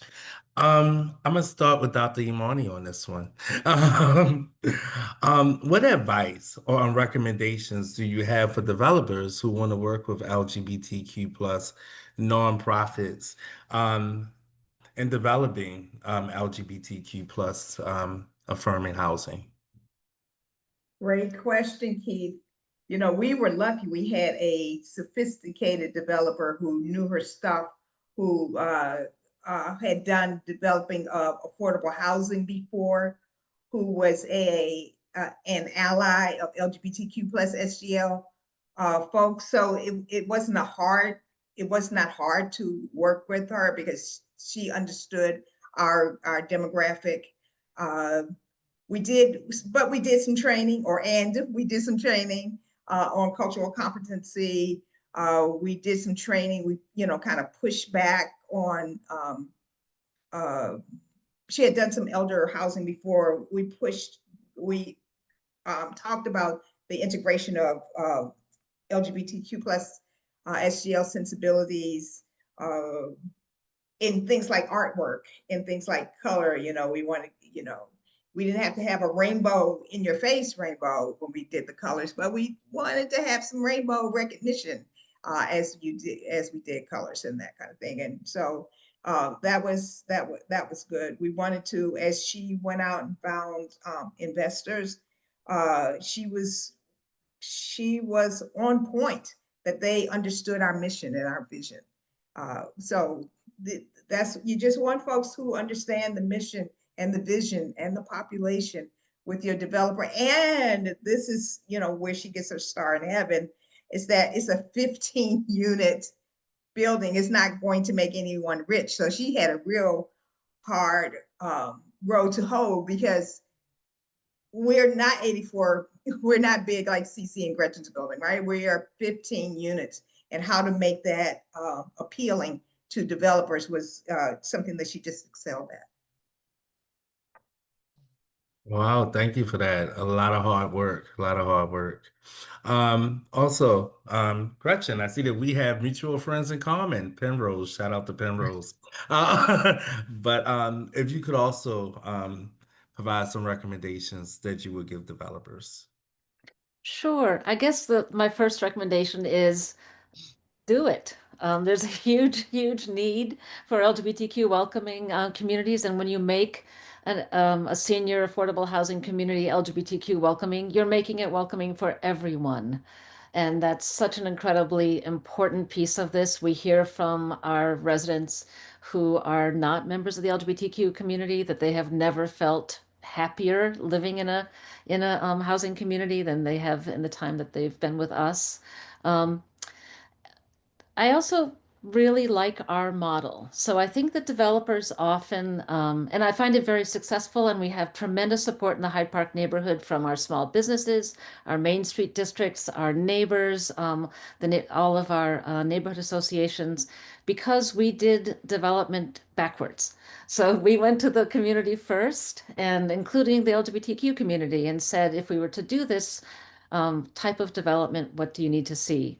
And then the Pride proposal was developed. And so developers often, identify their parcel or their building and come up with a plan and then announce it to the community. And I think that's a difficult challenge anyway for a lot of communities, and even more difficult if you're talking about making an LGBTQ welcoming senior housing building. So I would recommend, if you're as a developer embarking on this incredibly important and rewarding and wonderful path, that you think about how to involve the neighborhood that you've identified where your community is going to be built in a very grassroots way, and that you also understand the LGBTQ community is not a monolith. So that, there are LGBTQ organizations that immediately supported us, but we ended up forming our own nonprofit because there were others that thought this couldn't be done or didn't see affordable housing or serving seniors or low-income seniors as part of their mission. So, so developers have to do a little bit of hard work to learn about the community where they want to put their housing and find their allies who also are mission driven and want to be part of all of this, and partner with your LGBTQ organizations in a creative way. We were able to raise money as a nonprofit to contribute to the capital stack. One of the things that helped us build the building we dreamed of was the fact that we were able to apply to the Harry and Jeanette Weinberg Foundation, and we got $1 million capital grant that completed our building and closed the final construction gap. And we also raised money independently that we contributed to the construction. So there are creative ways of doing this, but it takes some work to figure that out and to find the path in each individual community. Thank you. Thank you so much for that. I really appreciated it. Cece, would you mind coming on and sharing some of your recommendations that you would give developers? Sure. Also, gratitude to the Weinberg Foundation. They as well granted to our project, and they funded the first seminar that I went to, conference that I attended that Sage had, and I think it was the first one about housing, and Dr. Woody was there. I remember, I think you spoke. This was in 2019. It was October 2019. And so shortly after that, you all know what happened in March, and we were all at home. So it was one of the last trips I had before the shutdown from COVID, and it was extremely helpful in connecting Oaklawn Place to a lot of resources, NEF, funders, etc. So before I would give any advice to developers, I give some advice to us. And I love Gretchen's comment of do it. The developers that we partnered with, as well as some other partners on the project, like the architects, they got a lot of press out of this. This became, for us, a very high profile project because it's a decent size, 84 units. Dallas has a giant shortage. It's an attractive building. And we were aggressive about trying to get the word out about it. So they benefited. Just something that you don't necessarily think of maybe is that developers can benefit from the attention that such unique and important and necessary projects can create. So that can be attractive to them. And one of the best pieces of advice that I ever got was that because we were doing a LIHTC project, low income housing tax credits, and they're so complex and intricate, and somewhat political, there are political elements. To work with a developer who this would not be their first project out the gate, that had already done a LIHTC project. And if I had to pick one of the many, many, many significant pieces of advice I got, that was the most important, that was probably the most important, because we're not developers. We're not in the business, so to speak, of housing. It fits squarely within our mission because we serve the broad LGBTQ community, and that includes seniors, and we have senior programming already, but we're not at our core developers. So partnering with a developer who not only knew those compliance issues with LIHTC because they'd done previous multiple projects, but also had relationships with City Hall, county officials, state officials, and we do as well, but different and complementary relationships. And then to what both of the other speakers have said, the cultural awareness. I would advise a developer to have cultural awareness, whether they came into it already, and then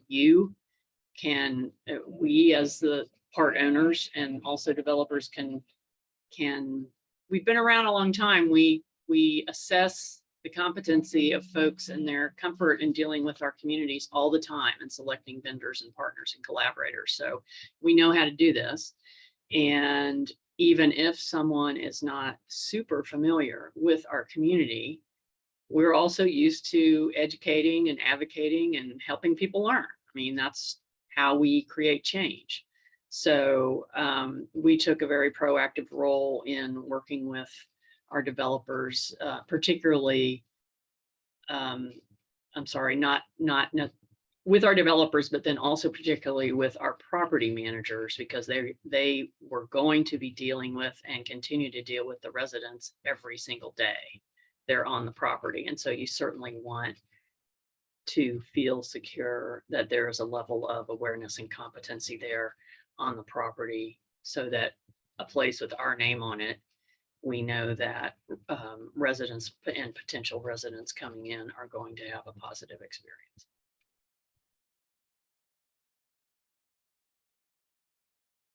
Thank you. Thank you so much for that. I think it's really important as folks are engaging on creating these in their cities, in their states, that we always get to know the city, the state, the players, the people, all of those great things. So thank you so much for all those great recommendations. Jane? Yeah, thank you so much to our panelists. That wraps up the scheduled portion. We're going to move into question and answer now. We have quite a few questions that came in from attendees. I'm going to pass it over to Cheryl to ask the first Q&A question. Yeah, first, I just want to say thank you all for the wealth of information you've provided. And one very important question that I wanted to give you all the opportunity to respond to live and in the chat. If someone wants to offer a donation to help sustain your work, how might they do that? Is there a way for people to donate to the Pride or Oak Lawn or Mary's House? If there is, please feel free to share. Dr. Mani, you go. You go. I mean, www.marysHouseDC.org. Donate. I can put it in the chat maybe. Or, yes. We also have a website, LGBTQseniorhousing.org. I'll link it in the chat too. Thank you for whoever asked this question. We need your support in this time of uncertainty. So thank you all for such a generous question. Appreciate it. I appreciate that also, and I put Resource Center's website in the chat earlier, but it's myresourcecenter.org, and we could accept general donations as well as designated gifts. So thank you for offering your generosity for that. Yeah, thank you all. And Jane, I'll turn it back over to you now. Sounds great. I loved seeing that question come through, so I'm glad Cheryl popped on to ask it, because You're right. We need to sustain this work. And that was something that Dr. Money wanted to bring up and talk about in maybe a future webinar is how do we sustain this work? It's one thing to get it started and get it off the ground, but how do we sustain that? So more to come on that conversation. Firstly, I want to ask, this was a common question in the Q&A.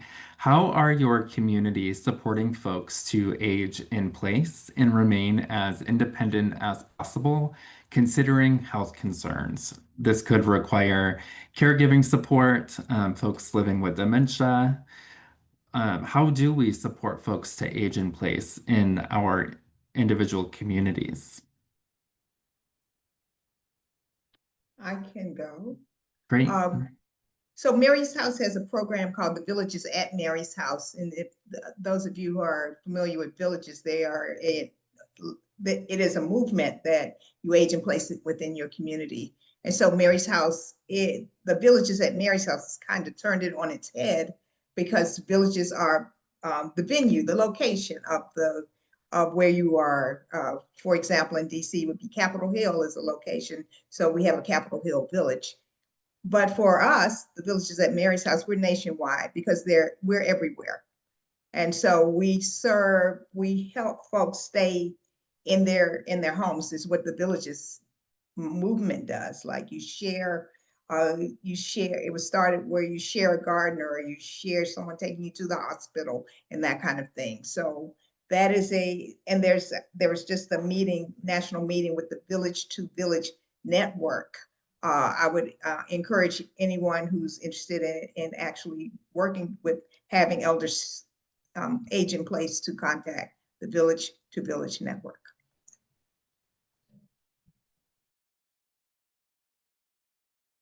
DC or For Gretchen? us, Great. we don't directly, there's different ways to support aging in place. We don't currently have any type of program where we're going to people's homes outside of Oakland Place, but we do have senior programming that we have had for many, many years as part of our regular programming at our community center, resource center.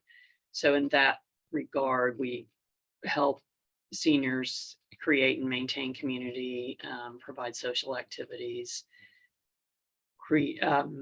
make referrals for various resources that they may want. And of course, seniors are very creative and wise and help one another out with resources as well. So it's more informal is what we do. The same for us. We're independent living, so folks really need to figure out what support services they need with our help and bring those things in. So we have folks who are completely independent and folks who are, have their Meals on Wheels delivered every day, and we don't see them too often. So it's just like any town square or any senior community anywhere. So given that we've only been around a year and a half, coming up on a year and a half, we're learning what this will mean. But we think we're well positioned both to help our residents age in place joyfully and in a healthy and strong way because of the way the apartments have been designed and the kinds of community support and engagement that is possible in our building. And because we have our community center, we can involve and engage and support other seniors in Hyde Park, as well as our LGBTQ community, which we can never embrace enough. Thank you all so much. That's really helpful to hear. I also want to uplift that SAGE has a few resources on the National Resource Center for LGBTQ Aging around caregiving, around dementia, around inviting caregivers or, at-home services into your home and how to do that as an LGBTQ person and what questions to ask to make sure that we're working with people who will affirm and uplift us. So yeah, between all of our organizations, I think we have some good work happening. One more question that I want to ask before passing it to Keith to ask some more questions. A question came in through the chat about working with the VA and working with veterans. I'm curious if you have a relationship with the VA. I know the VA has voucher programs and things like that. I'm just curious of the relationship that you might have with your local VA and what that's like.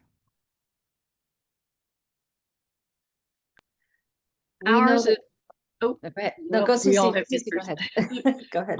I'll be super quick. Ours is a fairly loose, I would say, informal relationship. And it's kind of changed over time depending on if we know the person on staff through those relationships. But there at various times the VA has had good outreach to the LGBTQ community. And so we have engaged them with programs. Again, we will make referrals to their services, et cetera. We haven't done anything formal in regard to Oaklawn Place other than Craig McDaniel in the chat identified himself as a resident of Oaklawn Place and a veteran, and he's got a voucher from the VA that helps him, gets applied toward his housing at Oaklawn Place. So that's a great resource to know about from the VA.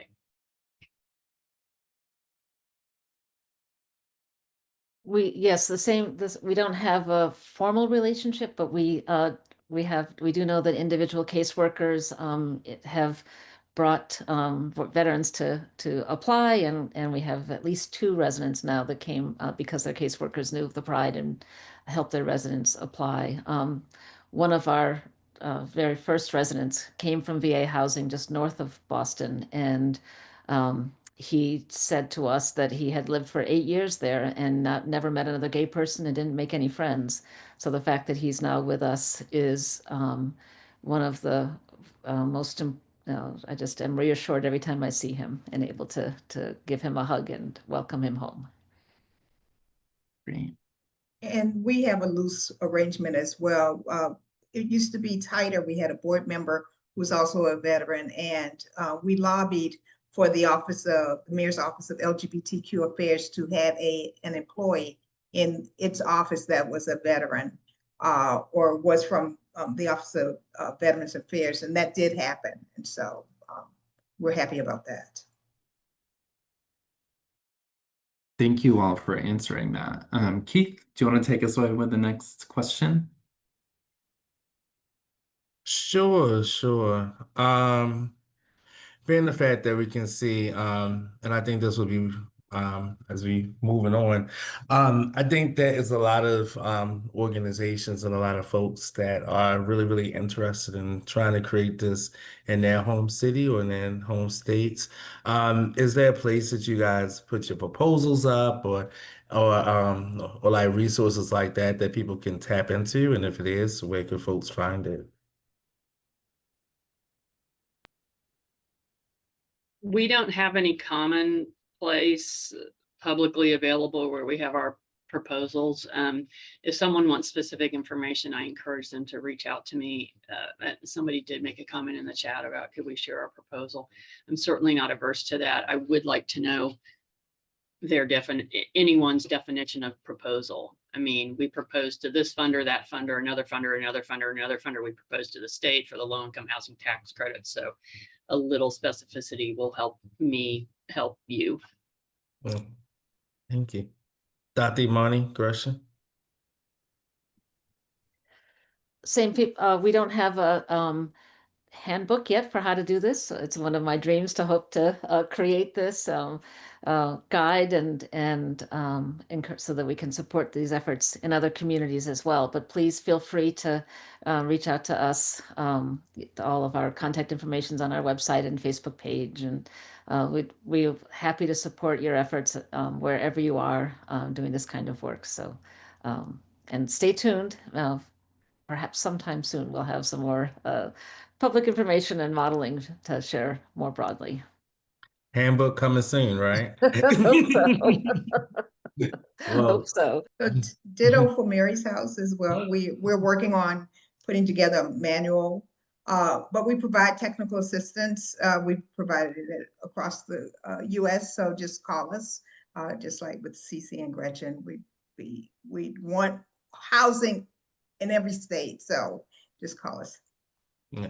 And I think it's really important to note that how the three of you, and I think this has been said a couple times, may be in different places of the country.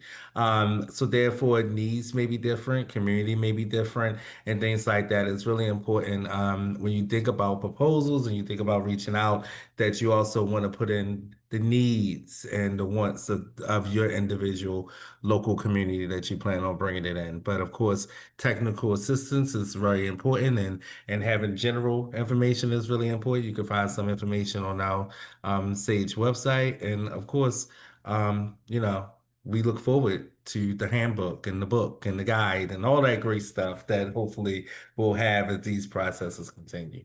Jane? May I say one more thing, Keith? Oh, As you sure. say that, the Sage website, when you're talking about housing from A to Z, go to the Sage website. There are modules that are already in print and already published. I think Gretchen, CC, and I are talking about our particular models and how to do that. But to get from to find investors to how to talk to property managers and that kind of thing, Sage has already put out a 101 manual. So I would encourage you to utilize that. Thank you. Thank you. Jane? Yes, yes. Next question.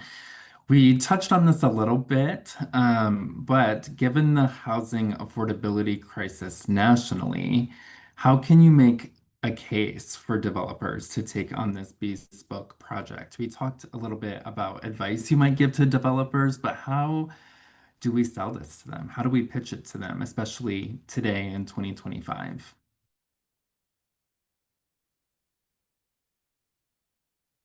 I wonder if the pitch isn't just to developers, but to our elected officials and community organizations. In the year and a half that we've been open, it really has come home to me how affordable housing, especially affordable senior housing, is a community strengthening institution. We've seen it knits communities back together. We've seen the grandparents have been able to move back to Hyde Park to be closer to their kids and grandkids. And we've seen how having our residents be able to walk into town supports local businesses, and they're volunteering for local organizations. So everything is uncertain about building affordable housing right now. But I do think that there's a growing understanding as the economy is not great that the need for affordable housing is increasing. So I think working with your elected officials locally on the state level and the federal level to address that creates incentives for developers to then step in and partner to create the affordable housing. So we have a special senior housing commission right now in Massachusetts trying to figure out how to do more. And some of the proposals that are coming up are fantastic. So I think it's not just developers who are responsible, but I think it's our community stepping up, knowing how long it takes to create, build these housing communities. It's our elected officials. So run for office, whoever's here, run for office so that you can be part of creating a priority for affordable housing, especially for our older adults who, as we said in the beginning, as was said in the beginning of the session, are the fastest growing among the unhoused, which is just horrifying and nightmare. So so we have to create the conditions to build this kind of housing, work in your own communities and talk about how you want to be able to bring back the folks that have been priced out or had to leave for whatever reason. So it's complex.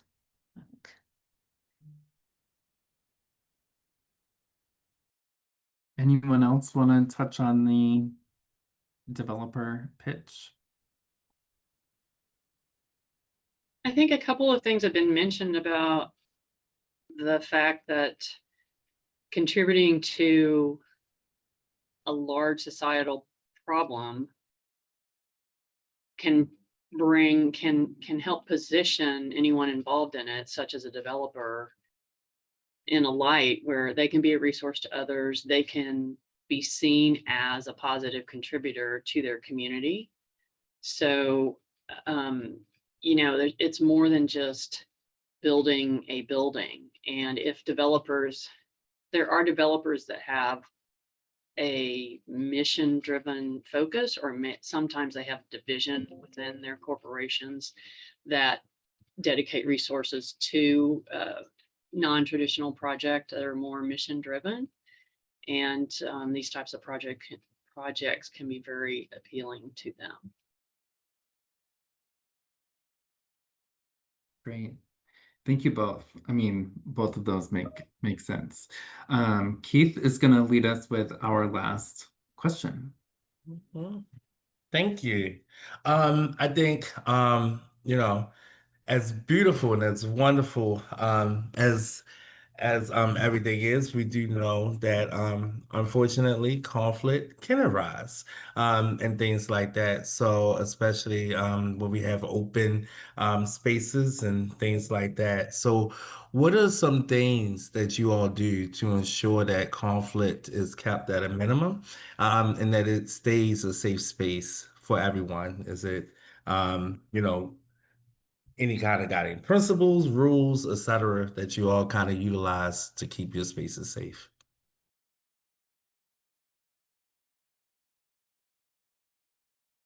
Yes. Anyone can answer. Feel free. Yes, I'll go first, ladies.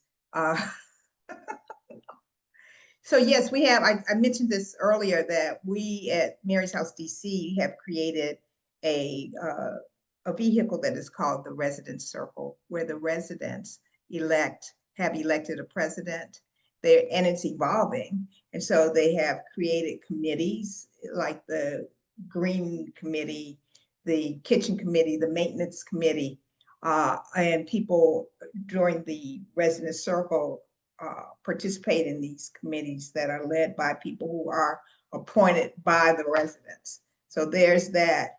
I don't know if we can get away from conflict. Where we are creating a family, and there's always that uncle that, or yeah. So it's all, so it's always something. But we have procedures in place that are connected to their lease that really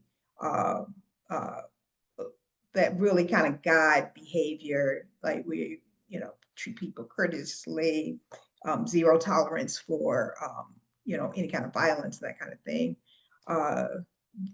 And we really harp on what we're trying to do here. So there are programs, lunch and learns that happen every other week where the folks come in and they learn a topic, and it may be us talking about I can't think of anything right now, but how to treat folks or that kind of thing. So it's ongoing, Keith, and it's an ongoing process in understanding that we give everyone the benefit of the doubt, that we're in here as family, we're growing with each other, we are evolving, we're energy beings, and we're going to brush up against each other. We say often, you know how it is in a family. And once we say, you know how it is in a family, people kind of take a breath and step back, right? Because they forget, you know how it is in a family. So that's what we do on a practical note. Thank you for that. Thank you. Cece, question? Do you have anything to add? Well, I think that we're always talking in my team that wondering what is safety? What does safety feel like for our residents? And that's an evolving conversation. We're still a very young community, so we've seen some conflict between residents, not a lot. We are on site, so having LGBTQ senior housing, our office is right there in the community center, means that we get to have regular interactions with our residents, and we try to model the kinds of listening and engaging and the radical hospitality that we believe in. We think that helps build strong community. But there's also the question of the safety of our community at this day and age, and that's why I go back to the wisdom of the kind of how the Pride was developed, really to be open and engaging with the Hyde Park and Boston community generally, because we are firm believers that we keep each other safe. So we are always thinking about what that means and trying to understand what it means for our residents. We also, I think, are probably one of the few housing communities, or one of the first housing communities that really did a lot of outreach and education around immigrants' rights. So we have the red cards available in all of the languages spoken in Hyde Park at our community center. We just did some bystander training as well for the Hyde Park community, and trying to protect our residents of color, and the folks who come in and out of our building every day. So, because we live in the Pride is in a community, a neighborhood of Boston that's primarily people of color and very strong immigrant communities. So there are this is a very complex question, but we're definitely of the opinion that going back in the closet doesn't keep anybody safe. And so we're out and proud and haven't taken down our Pride Progress flag that flies on the old school flagpole in front of our building, and continue to just figure this out as we go in these very uncertain times. So, but we credit people, everyone's experience right now of either feeling safe or unsafe during these times, and try to be there for everyone. Thank you. Thank you. Cece? We've had various community meetings where there's no agenda, but it's an open forum where residents can raise concerns, talk about ideas they would like to see take place on the property, etc. And then there's a process by which, if someone violates the rules of their lease, that's a pretty formal process through the property managers. And also we try to just be in touch with folks, and if we see something confrontational in a non-healthy way, de-escalate, make the property manager aware of it. You know, there's almost 100 human beings living in the building, so there will be things from time to time. Thank you. I would just add that I have went to see a couple spaces, and I've never encountered anyone that had any concerns around this that was actually living in the space. I think naturally, us who may not be do realize that we are humans, and we are that conflict can arise. However, I would say actually talking to residents that are residing in these spaces, I personally haven't heard anything. I only heard great stuff. I've only experienced and seen great stuff, which I think is part of the reason of wanting to join spaces like this, so that we would not have to experience those situations. Once again, going to the Maya Angelou quote, going to a place that you are not questioned, or that you are not feeling a certain kind of way. That is the entire purpose behind spaces like this. And I think that all the residents kind of all know that, and they want to keep it that way. So again, I only heard great stuff, and thank you all. And I'll turn it over to you, Sherelle. Thank you. Thank you all so much. A heartfelt thank you to Cece, Dr. Amani, and Gretchen for sharing your transformative work and the impact that you've made on our communities. Your stories remind us why this work matters each and every day. And just also want to thank my colleagues, Keith and Jane, for facilitating this exceptional panel. This now brings us to the time in our program where we're going to have a break.